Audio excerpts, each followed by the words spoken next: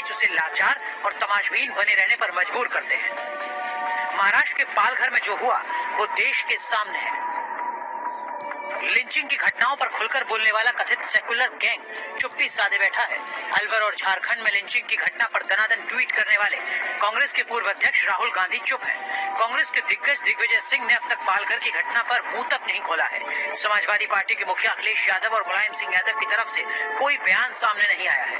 कथित बुद्धिजीवियों ने भी पालघर कांड पर मुंह नहीं खोलना ही बेहतर समझा है, लेकिन बीजेपी के नेता इस मुद्दे को जोर शोर से उठा रहे हैं। बीजेपी प्रवक्ता संबित पात्रा ने तो पालघर कांड को वामपंथी साजिश से जोड़कर सनसनी पैदा कर दी। वहाँ जो पुलिसकर्मी मौजूद थे वो किसके कहने पर काम कर रहे थे? क्या वो कम्युनिस्ट गढ़ नहीं है? कम्युनिस्ट गढ़ है तो वहाँ पर किस प्रकार से आपके नेता को 11 किलोमीटर से बुलाया जाता है, पुलिस रीइंफोर्समेंट नहीं बुलाया जाता है? आप अभी कह रहे थे कि बहुत स्ट्रिंजेंट लिंचिंग लॉज होना चाहिए। मैं पूछता हूँ कानून क्या होता है? वर्दी में तो कानून वही खड़ी थी, कानून के सबसे बड़े रक्षक वहां खड़े थे। अगर कानून के मौजूदगी में इस प्रकार से डंडे लाठी पत्थर मार के साधुओं की हत्या कर दी जाए तो कानून करेगा क्या, आप मुझे ये बताइए। तीसरी बात मैं ये पूछना चाहता हूँ, सोचिए अगर यही दीपक जी आपने सोच के देखिए यही घटना, यही दुर्भाग्यपूर्ण, सीमा जी एक कंप्लीट कर लूं, यही दुर्भाग्यपूर्ण घटना अगर उत्तर प्रदेश में हो गई होती, खुदा न खास्ता उत्तर प्रदेश में हो गई होती, अभी तक आपको पता है क्या हो गया होता? ये सारे लोग, ये सारे जितने कविता कृष्णन और ये जो Lutyens gang, Khan market gang है, ये सारी गैंग पहुंच गई होती दुनिया के अलग अलग जगह पे। हाय तौबा मचा के रुदाली बन के हिंदुस्तान सबसे खराब देश है, हिंदुस्तान में मुसलमानों के खिलाफ जिनोसाइड हो रहा है। संबित पात्रा यही नहीं रुके, उन्होंने न्यूज नेशन से बातचीत में बाकायदा कई वामपंथी नेताओं के नाम गिनाए और दावा किया कि पालघर कांड के समय वो सभी मौके पर मौजूद थे। साधु के कंधे के ऊपर एक रेस्पॉन्सिबिलिटी और जिम्मेदारी डाल देना और अपने राज्य की प्रशासन और सरकार को बचाने की कोशिश करना, ये बहुत ही गलत बात है। और जहां तक सीपीआईएम का गढ़ होना, वामपंथ का गढ़ होना, मैं तो शुरू से कह रहा हूँ कौन कौन से वामपंथी नेता वहां मौजूद थे, मैं नाम भी पढ़ देता हूँ। वहां विष्णु पातारा, सुभाष भारव, धर्मा भावर, ये सारे लोग वहां मौजूद थे। वहां के जो विधायक है वो मौजूद तो नहीं थे, मगर वो एरिया वामपंथ का होने के कारण वहां का विधायक भी जो है वो कम्युनिस्ट विधायक है। ऐसे में सवाल तो उठेंगे कि सारे के सारे वामपंथी चुप भी बैठे हुए हैं। वरना आप सोचिए, कोई अगर शेरवानी पहन के बड़े दाढ़ी से उत्तर प्रदेश में अगर पुलिस ने किसी से मौलाने को अगर भीड़ की तरफ बढ़ा दिया होता तो अभी तक छटपटाहट पूरे हिंदुस्तान में दिख रही होती। अभी और होना भी चाहिए, किसी के साथ आप ऐसा नहीं कर सकते। अगर यही वार्ता किसी के साथ उत्तर प्रदेश में होता तो ये लोग छोड़ते क्या? वहीं बीजेपी के आरोपों पर कांग्रेस की तरफ से पलटवार का जिम्मा जयवीर शेरगिल ने संभाला। उन्होंने बीजेपी पर संगीन आरोपों की छड़ी लगाते हुए कहा कि महाराष्ट्र सरकार दोषियों को किसी भी सूरत में नहीं बख्शेगी। भारतीय जनता पार्टी को पालघर पे उंगली उठाने का कोई हक नहीं, क्योंकि भारतीय जनता पार्टी का सरपंच खुद इसमें आरोपी है और गुनहगार है। ये क्या इत्तेफाक है, जब जब भीड़ तंत्र लिंचिंग का मामला होता है भाजपा के सदस्य उसमें मुख्य आरोपी होते हैं या कहीं न कहीं इस साजिश में जुड़े होते हैं। एक तरफ महाराष्ट्र की सरकार है जो 110 गिरफ्तारियां कर चुकी है और एक तरफ भाजपा के मंत्री जयंत सिन्हा थे जो भीड़ तंत्र के शैतानों को फूलों की माला पहनाई। महेश शर्मा मंत्री ने दादरी हादसे के मुख्य आरोपी को तिरंगा पहनाया। तो महाराष्ट्र और कांग्रेस की सरकार सजा की माला देती है, गिरफ्तारी की माला देती है और भाजपा वाले भीड़ तंत्र के शैतानों को फूलों की माला पहना के उनका स्वागत करते हैं। पालघर मॉब लिंचिंग की घटना से बॉलीवुड हस्तियां भी हैरान हैं। कई बॉलीवुड सितारों ने इस घटना पर रोष जताया है। तो गीतकार जावेद अख्तर ने कहा है कि सभ्य समाज में बर्बरता पर सहिष्णुता नहीं होनी चाहिए। Team news nation. पालघर में संतों की बेरहमी से पीट कर हत्या कर दी गई।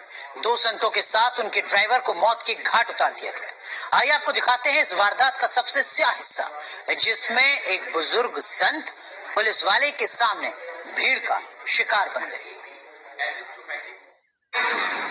महाराष्ट्र के पालघर की इन तस्वीरों के एक एक फ्रेम को गौर से देखते जाइए। एक बुजुर्ग संत की बेरहमी से हत्या की ये तस्वीरें आपको विचलित कर सकती है, मगर इन तस्वीरों के पीछे छिपे स्याह सच को समझने के लिए इसे पूरा देखना बेहद जरूरी है, क्योंकि 40 सेकंड के इस वीडियो में पालघर की भीड़ के साथ साथ पुलिस का भी चाल, चरित्र और चेहरा उजागर हो रहा है।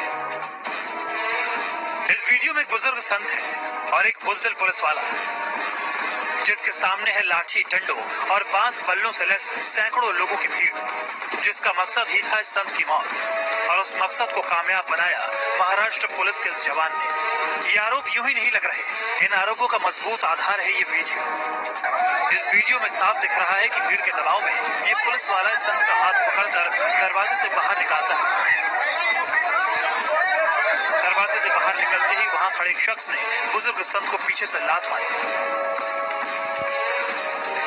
जबकि सीढ़ियों के पास खड़ा शख्स उन्हें और आगे आने के लिए कहता नजर आया। जैसे ही दोनों 4 कदम आगे बढ़े, उसी शख्स ने एक बार फिर जोर से लात मारी, जिससे बुजुर्ग संत लड़खड़ा गए। उन्होंने पुलिस वाले का हाथ जोर से पकड़ लिया, इस उम्मीद में कि जब तक खाकी वर्दी वाला साथ खड़ा है उनकी जान को कोई खतरा नहीं होगा। मगर चंद सेकंड बाद ही इस खाकी वर्दी वाले ने अपना असली रंग दिखा दिया और भीड़ के सामने इस बुजुर्ग का हाथ छुड़ाकर पीछे हट गया। यकीन न हो तो वीडियो के इस हिस्से को फिर से देखिए। जैसे ही पुलिस वाला भीड़ के पास पहुंचा और कुछ लोगों ने उसे धमकाना शुरू किया, उसने हिम्मत दिखाने की बजाय अपना हाथ पीछे खींच लिया। उसके बाद वही हुआ जिसकी प्लानिंग के साथ ये भीड़ यहाँ पहुंची थी। पहले से घायल इस बुजुर्ग संत को करीब दर्जन भर लोगों ने चारों तरफ से घेर लिया और फिर उन पर लाठी डंडों और बांस बल्लों से हमला कर दिया, जिसका नतीजा ये हुआ कि बुजुर्ग संत की दर्दनाक मौत हो गई। सबसे बड़ा सवाल उठता है महाराष्ट्र सरकार के सामने कि हमला होता गया और पुलिस एक तौर से देखती भी रही, और जब पुलिस आगे बढ़ने की कोशिश करती है तो उसी वक्त गांव वाले पूरी तरह से, एक भीड़ जो जमाव है वो पूरी तरह से पुलिस पर और महाराज के गाड़ी पर हमला करता है।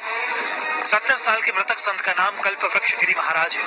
उनके साथ महंत श्री सुशील गिरी महाराज की भी हत्या की गई, जबकि दोनों की कार चला रहा नीलेश भी भीड़ का शिकार हो गया। आपको बता दें कि दर्दनाक वीडियो 16 अप्रैल की रात का है, मगर मामले ने तब तूल पकड़ा जब 2 दिन बाद ये वीडियो वायरल हुआ। बुजुर्ग संत की बेरहमी से हुई हत्या से पूरे हिंदुस्तान में उबाल है और देश भर के साधु संत गुस्से में है। बहुत ही दुख की घटना है।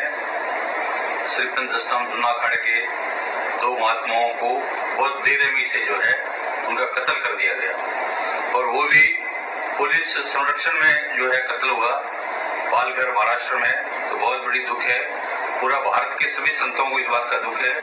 हालांकि महाराष्ट्र सरकार दोषियों को कड़ी से कड़ी सजा देने का भरोसा दिला रही है, मगर जिस तरह लॉकडाउन के दौरान भीड़ ने पूरी वारदात को अंजाम दिया, उसने महाराष्ट्र की पुलिस प्रशासन और उद्धव सरकार के तमाम दावों की पोल खोल कर रख दी है।